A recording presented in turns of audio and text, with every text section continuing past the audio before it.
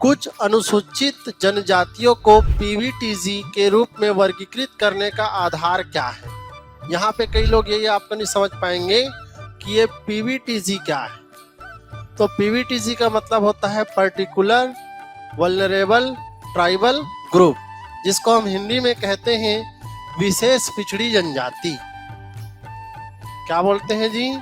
विशेष पिछड़ी जनजाति।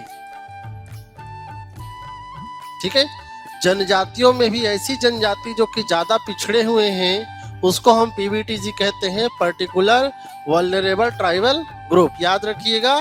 तो विशेष पिछड़ी जनजाति के संबंध में देखिए क्या पूछा गया है जी। कुछ अनुसूचित जनजातियों को पीवीटीजी के रूप में वर्गीकृत करने का आधार क्या है, उसका बेस क्या है, किसे हम विशेष पिछड़ी जनजाति की कैटेगरी में रखेंगे। तो आप सभी को पता होगा, ये बार बार अभी सीजीपीएससी व्यापम में पूछा जा रहा है। इसके 4 मानक हमें देखने को मिलता है। कौन कौन से 4 मानक जी?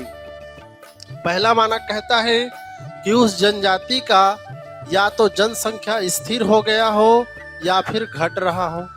जैसे कि 10 है तो 10 ही है, 10 से 11 नहीं हो रहा है बल्कि 9 हो जा रहा है। ठीक। दूसरा मानक कहता है कि उनमें साक्षरता दर 2% से भी क्या हो जी, कम हो, शिक्षा आपका बहुत पिछड़ा हुआ हो। तीसरा कहता है उनका आर्थिक जीवन कृषि से पूर्व का हो, जैसे कि शिकार करके मांस खाना या कुछ कंदमूल खा करके जीवन यापन करना आदि आदिम जीवन पद्धति हो। ऐसे 4 मानकों का हमें आपका आकलन देखने को मिलता है। तो चलिए देखते हैं भाई। आधार क्या है? तो जाति नहीं है, घटती जनसंख्या, स्टैटिक जनसंख्या।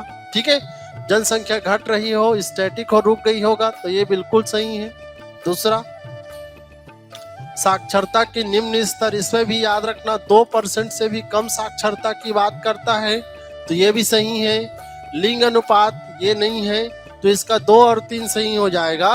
2 और 3 कहाँ पर है जी? डी ऑप्शन में। तो इसका बिल्कुल सही उत्तर डी ऑप्शन होगा।